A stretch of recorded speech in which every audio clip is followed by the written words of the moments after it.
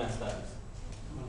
Linguae classicae habent magnum momentum, et sunt utilis ad cognoscendum dignitatem hominum di historiae et philosophiae.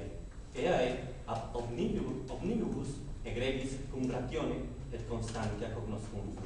Lingua autem latina ostium artis docendi. Patriaque quotarum es, proprium humani ingeni contemplare magnos dies.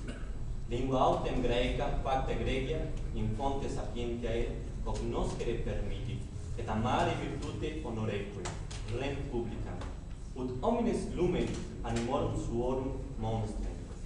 Lingua denique mexicana, quid pro patria nos estudeo portebit, vita sempiterna in urbe mexicana fruatur.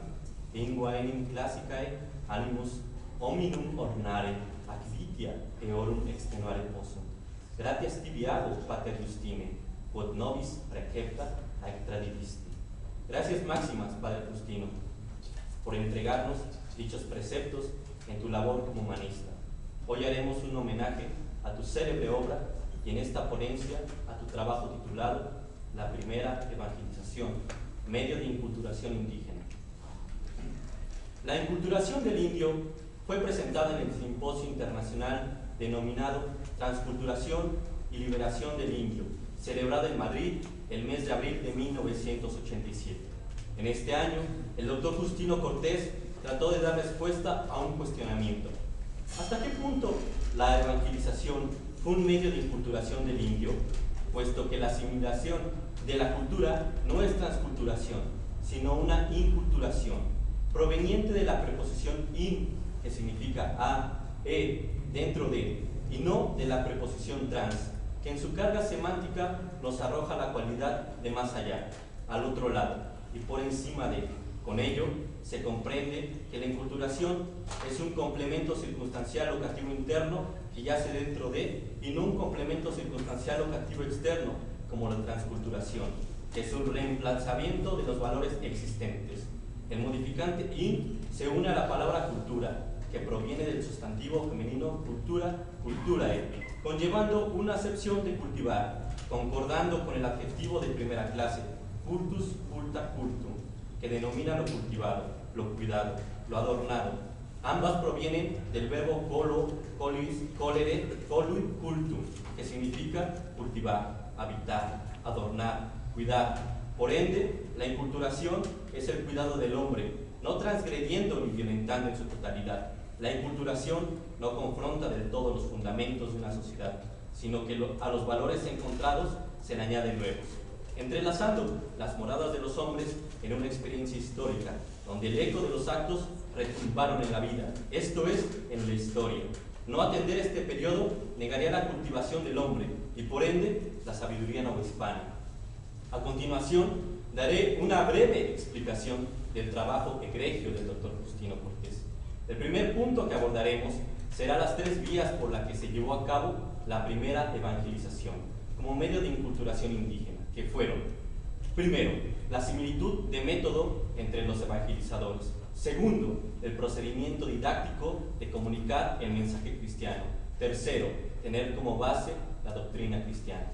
A la llegada de los franciscanos en mayo de 1524, los 12 trataron de llevar a cabo la acción verbal del griego geno, que significa privar, despojar, hacer inválido, privar de valor o efecto, renunciar o bien dejar a un lado lo que es de uno.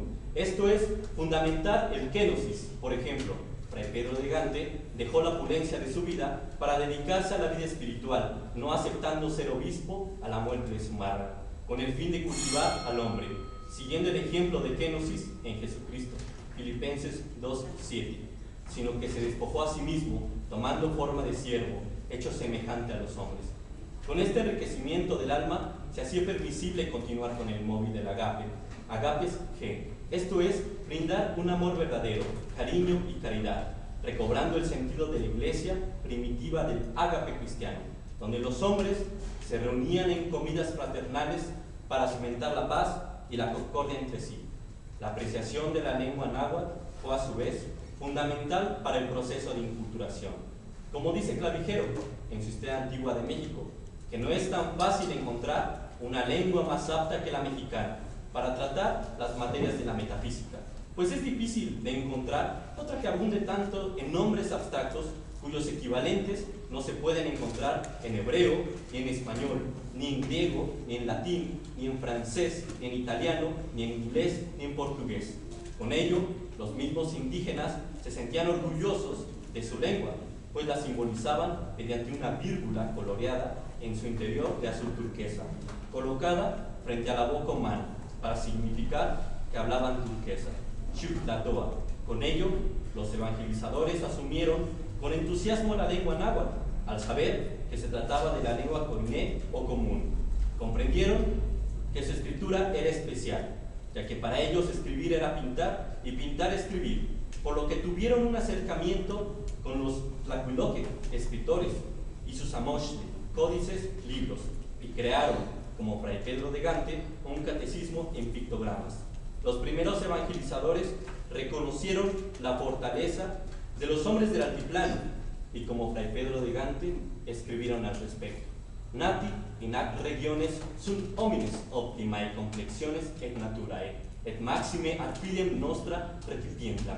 Los habitantes de estas tierras son hombres de óptima complexión y de gran disposición natural, y quienes acogen principalmente nuestra fe.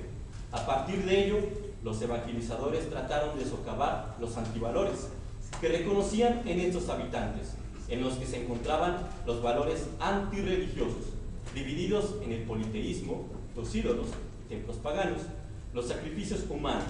Con esto se trataba de mitigar la visión guerrera de muchos pueblos, negando que se fortalecía el sol con inestri, la sangre, que denominaban chalchihuatl, agua preciosa. A su vez, se confrontaron los antivalores morales en la cultura indígena, como fue el caso de la poligamia. Pero también los evangelizadores reconocieron los valores existentes en esta región, que les permitió lograr un diálogo y un encuentro en los coloquios con los tlamatinime, como San Pablo en el Areópago de Atenas, Hechos 17:23, porque para tener un punto de encuentro se utilizó la terminología indígena que designaba al único Dios, con que los habitantes del altiplano sabían invocarlo. Por ejemplo, Totecuyo, nuestro Señor; Tatocatzi, venerado Señor; Teo, Dios; y Paldemoani, a quien para que sirve; Teyucayani, el que crea a los hombres, creador; y Luicagua Tatipaque, dueño del suelo y de la tierra. Mendieta lo refiere como Moyucuyaxi, el que se inventa a sí mismo, noción que se acerca al pensamiento escolástico acerca de Dios. También se tiene la referencia que se le nombraba Moyucuyaxin Ayak Oquillocux Ayak Oquipi, que nadie lo crió o formó, sino que él solo con su autoridad y por su voluntad lo hace todo. Otro valor ético fue el que describió Mendieta, denominándolo gente con disposición del ánima, así como en muchos no se encontraba ni codicia o ambición.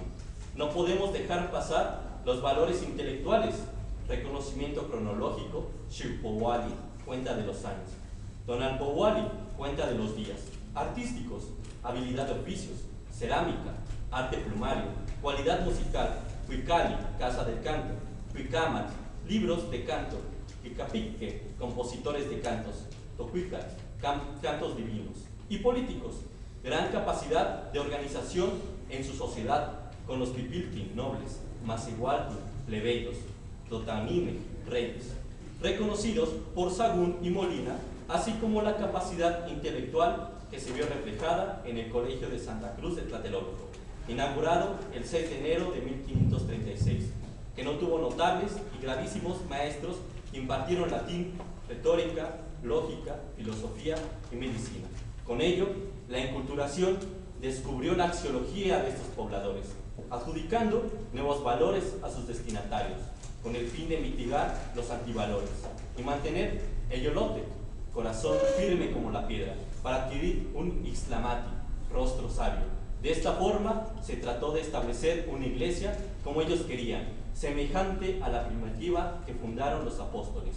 Lograron con esto aquellas bellas palabras del hermoso canto popular náhuatl: Xiquillegua insochi, Xiquillegua ipan moyolo, pampan imistlazotla, pampan imistlazotla y canochi noyolo.